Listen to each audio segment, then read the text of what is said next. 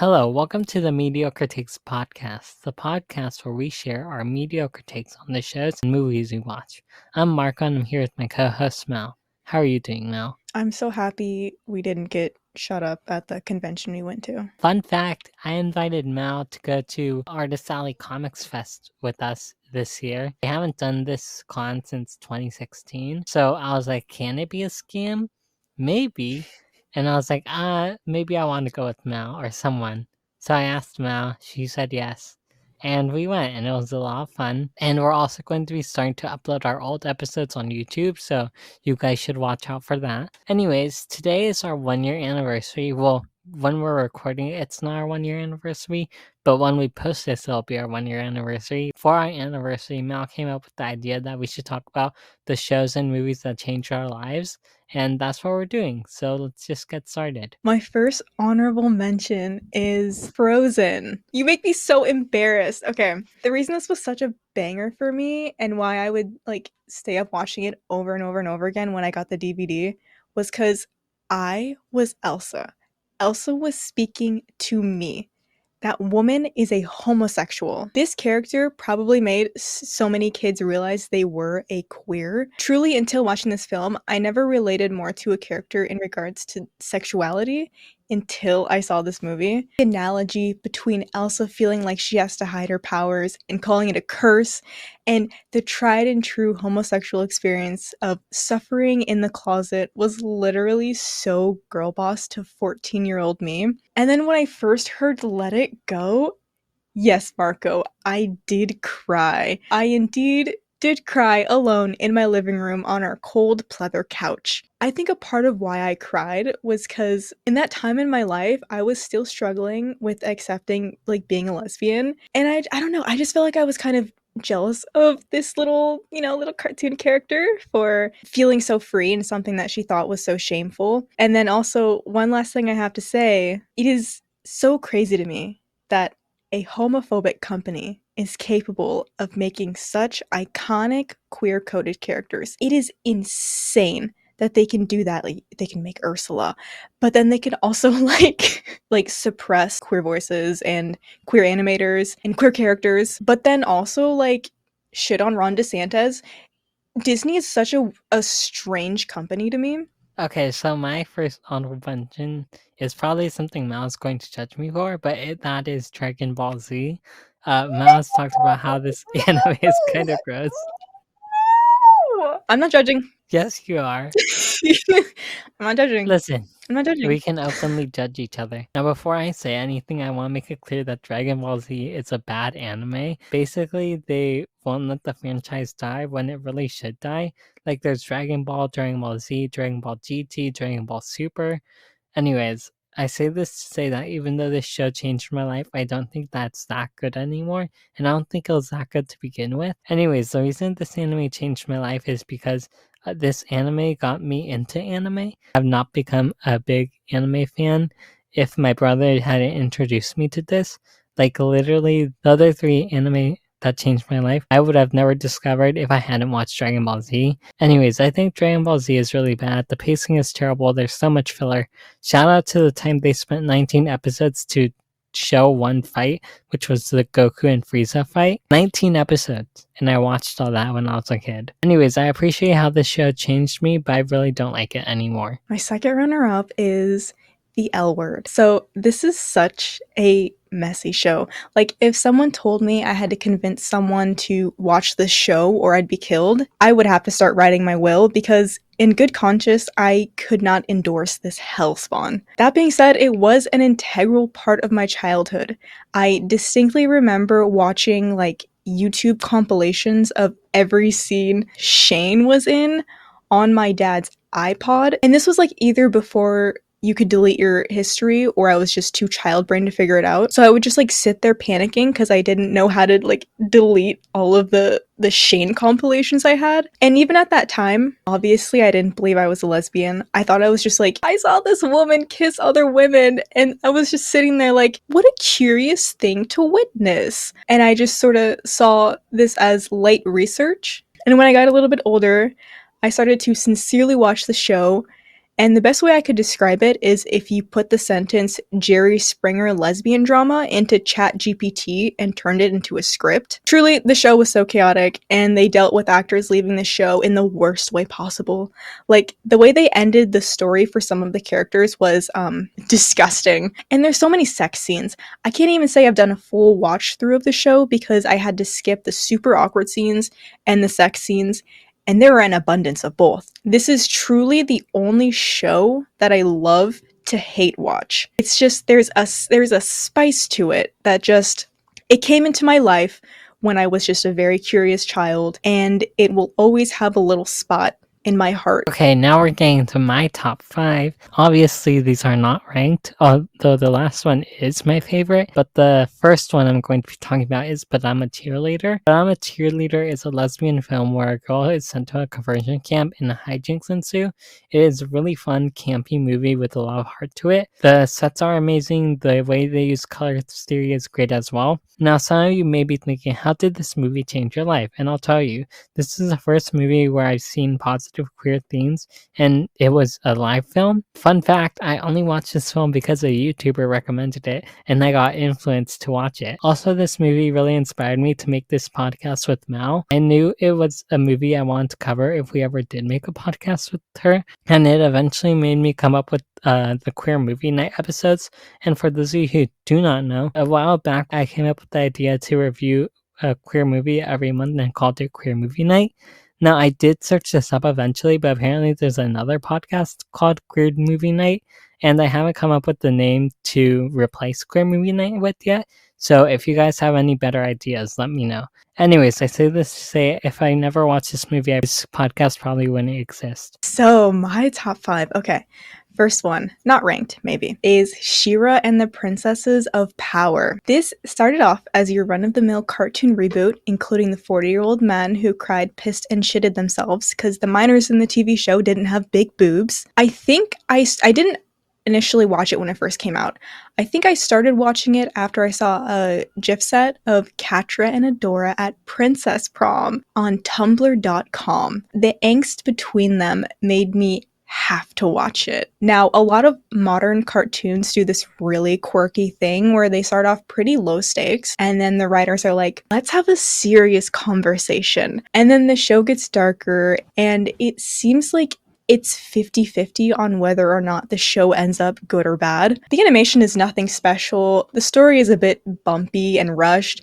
Though, in the defense of the writer, the person who wrote She-Ra, Princess of Power, also created the graphic novel Nimona. Ding dong, hey, it's me from the future, here to give a bit of a content warning. When we originally recorded this, I was not aware that the creator of She-Ra now goes by he, him pronouns, so when I do talk about him, I am using the incorrect pronouns.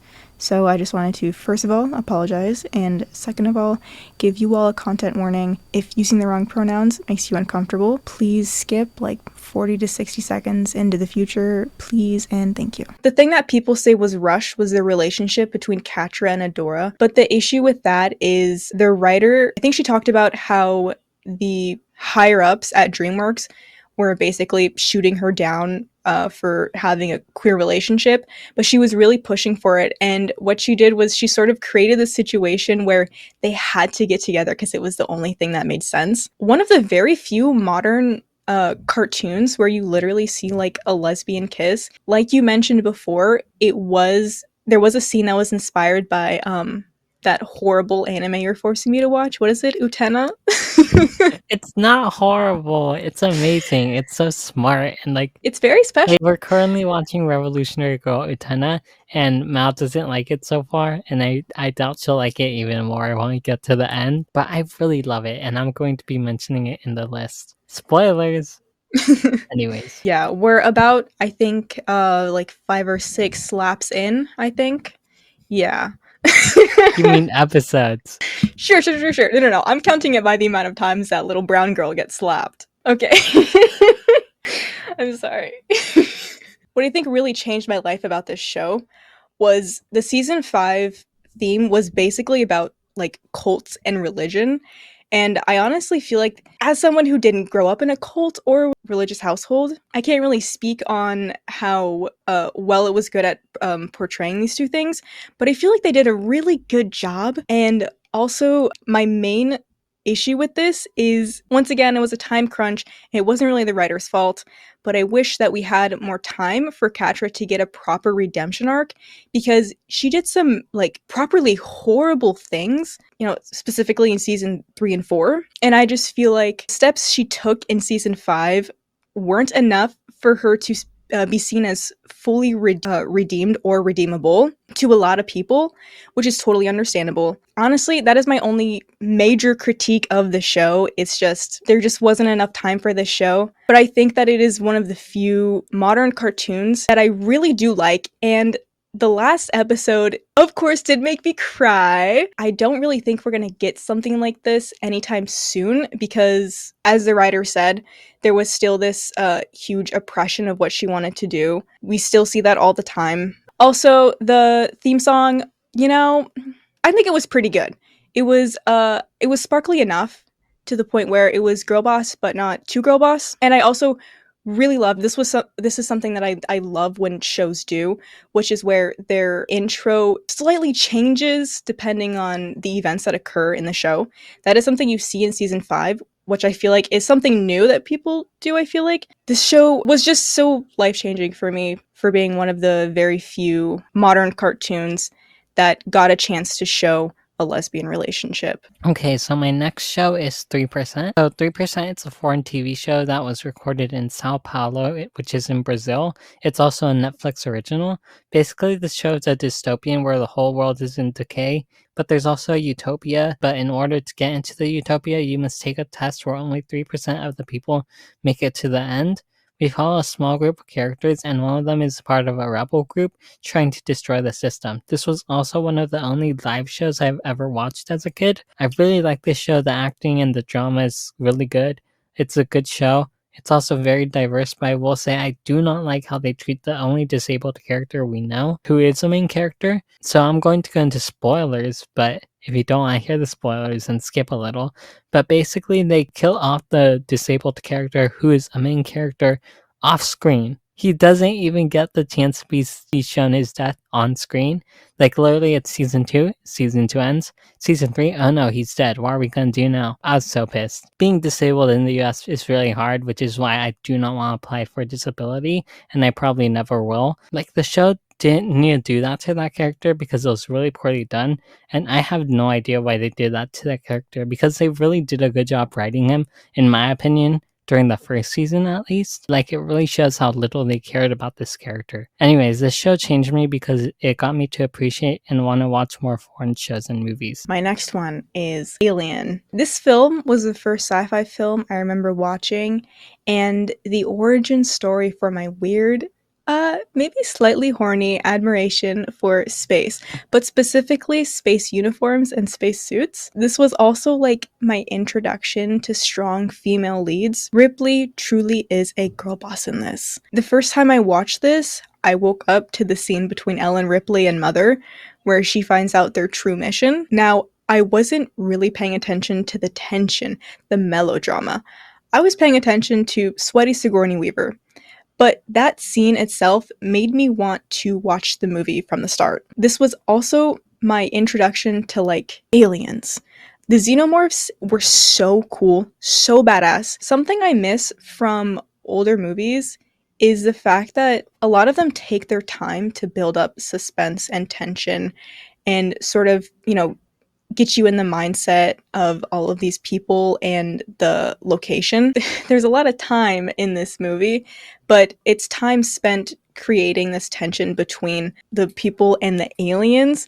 And that's another thing, is this is suspense, this is horror. Oh yeah, and I guess this is also my introduction to horror. Every single time an alien would pop up and kill somebody, it was just so cool. The weirdest, creepiest, coolest shit I've ever seen as a child. It made me want to know so much more about these aliens, about, the history behind that. This movie really set up sort of a situation where you could build a lot off of it, which is what they did. There's like so many books, and there are more movies after this, which hit or miss, usually miss. This one is such a classic for everyone, and it's really easy to see because this was set in the 70s, and they had this really strong female lead with a flamethrower. This movie was just like so amazingly girl boss, and I recommend that literally everyone watch it. Okay, so my next one is Revolutionary Girl Utena. So basically, Revolutionary Girl Utena is a story about Utena, and basically there are these secret battles happening in the school that Utena is roped into, and she has to protect the Rosebud Anthe. And pretty much each episode has a battle in it, and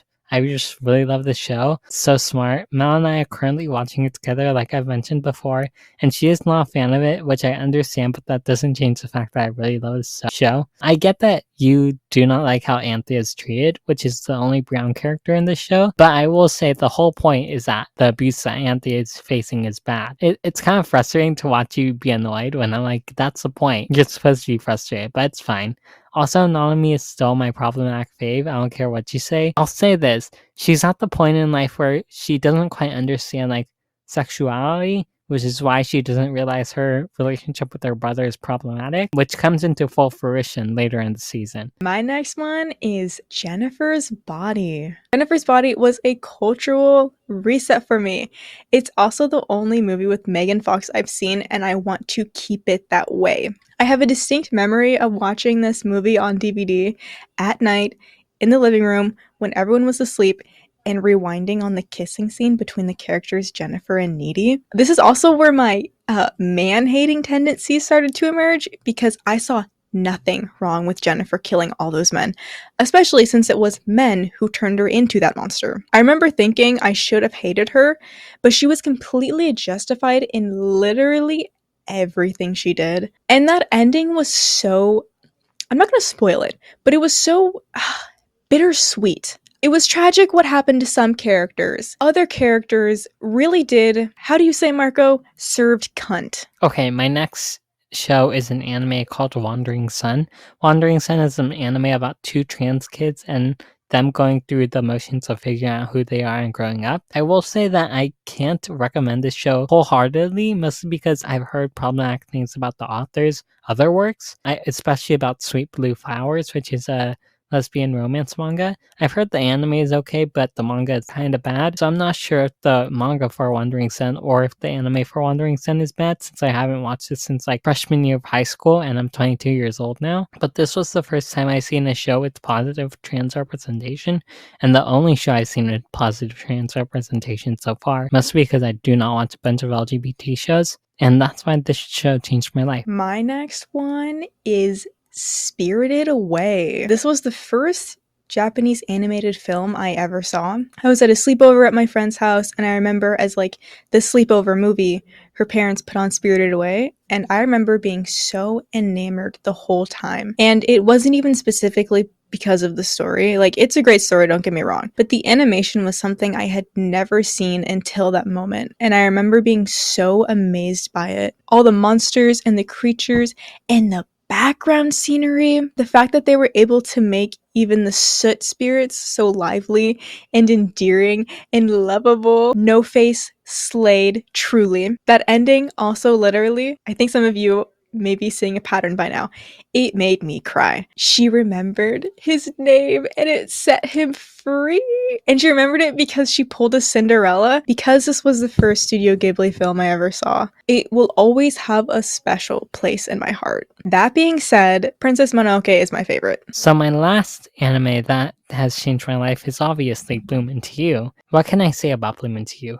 We have already reviewed this show, and I remember talking about it in our favorite animes. This show really changed my life and made me realize so much about myself. For those of you who do not know, Bloom Into You is about our main character, Yu, who was confessed to during middle school. After becoming a high schooler, she still hasn't responded. She meets an upperclassman named Toko Nanami, and Toko helps Yu reject the guy, and they kind of start a relationship. Anyways, I've talked about this show a lot, and I really love the exploration of sexuality, romance, and it's really good. I seem to have accidentally written a bit of a short story for this last one, Inuyasha. This is one of the first anime I ever watched. I used to be like really scared of the programming block Adult Swim on Cartoon Network because the bumpers terrified me. So I avoided it until I was like 11. And then I stayed up one Saturday night and was exposed to anime. I don't remember the first anime I saw, probably Dragon Ball. I genuinely feel like it's impossible to escape that anime. Example 1, Marco. But the only one that really kept me interested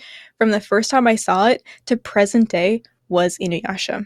The art isn't really anything special. It's generic 90s anime, which subjectively is better than modern anime, but the story is so good. The drama, the dynamics, the action, the villains, every character, good or evil, were so interesting, especially the villains. There are so many, and most of them are able to set an impression on you that you will never forget. I fucking hate Koga. I hate that man with my whole heart. Because Inuyasha had long hair, to be honest, I would kind of pretend he was a girl, so I'd actually be interested in the Inuyasha Kagome slow burn, and I also did, like, kind of gaslight myself into, like, being interested in him as a kid. This was the first long series anime that I was genuinely interested in. I couldn't wait until the next Saturday to roll around so I could catch up on the latest drama in feudal era Japan. This is also probably where my hatred for cliffhanger started, because this was the first thing I watched that had me at the edge of my seat, wanting more while the credits rolled. It pissed me off when they'd end the episode in the middle of a fight. The soundtrack for this show is so tasty. They were able to immediately set and establish the mood of the scene depending on what song was playing. My personal favorites are Omoi no Hateni, A Bit of Kindness, Exercise, The Power of Tetsaiga, Fukemori, and Naraku. Especially Naraku, because it reminded me so much of the soundtrack from the iconic film Halloween. And that is my TED Talk on why you all should watch Inuyasha. Mal and I are also currently watching Inuyasha, and it's been really good so far. Yes, it is. Isn't it amazing? Isn't it beautiful? Yeah. Listen, let's not talk about the whole Mm-hmm. Inuyasha being in the body of a 16-year-old. In the The body. only... I was gonna say in what way. Stop! Literally stop! They don't even kiss till the second movie. I always have my mind in the gutter. And now, welcome to a little segment I like to call the Mediocre Minute. This is a tiny little micro moment where me and Marco recommend books, comics, music, games, and more for all of you to check out when we decide to not upload for a month. My rec is going to be the music album Celestial Blues by King Woman. Doom metal meets clinical depression meets religious trauma. This album is basically religious trauma. So for all those girlies out there with that Catholic guilt, I recommend giving this album a try, and even people who aren't. A lot of these songs have very beautiful lyrics that I feel like a lot of people can relate to. The song Celestial Blues is sort of basically about like gender identity and feeling uncomfortable in your own body. Morning Star is like the story of Lucifer. Oh, Golgotha, that's a good one too. I think my two favorite would have to be Golgotha and Psychic Wound, especially Psychic Wound because is about if you're a damaged person, there are people out there who will notice that and purposefully prey on you because they know that you're damaged. That relationship and how it's like really hard to get out of. And the artist also said that it is also about a vampire orgy. That's my recommendation. My recommendation is a graphic novel trilogy called the Witch Boy Trilogy by Molly Knox Ostertag. So basically, this is a story about boys who become shapeshifters and girls who become witches in their family. And our main character wants to become a witch. Sadly, he's a boy, which means he can only be a shapeshifter. But he knows that something is going wrong in his family, and he decides to try to become a witch anyways. And it's about his story, figuring out the secrets of his family, becoming a witch, and more. It's a really fun graphic novel. I love the art style, and I really love it. So I recommend that. We hope you like the new Mediocre Minute that we're doing. That's what we're calling it so far. If you guys have a better name, let us know also. Mal was thinking of calling it like Marco and Mal's Mediocre Minute, and I was like, just shorten that. And I just wanted to be dramatic. Why do you think my intro was so unnecessarily long? It becomes redundant because it's supposed to be short. Yeah. Silly goose. Anyways, you guys, those are the shows and movies that changed our lives. If you want to send us a voice message on Anchor, there'll be a link in the description to do so. We also have Instagram, Twitter, and TikTok, and a Threads. And we'll put our recommendations in the description as well. So Mal, text me your recommendation, and I'll put that in the description when I post this episode. And that's everything. So, goodbye.